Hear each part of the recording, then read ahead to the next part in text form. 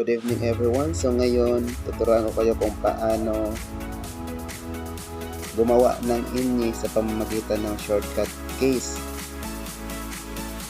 ng ating mga laptop. So itong video na to para to sa mga baguhan at sa mga hindi pa marunong. Okay? Tara, let's go! Unang paraan ay pindutin natin yung D at saka yung 1, then pagkatapos ay pindutin natin yung Alt X. So lalabas na yung capital INI. Para naman sa small INI, pindutin natin yung F at saka yung 1, then pagkatapos pindutin natin yung Alt X. So yun.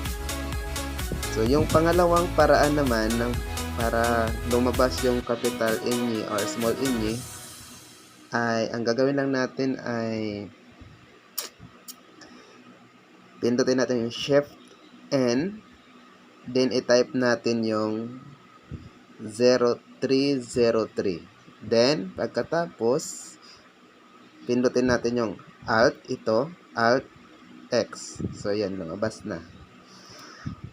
Then, para naman sa small INI, pindutin lang natin yung N. Then, i-type natin yung 0303.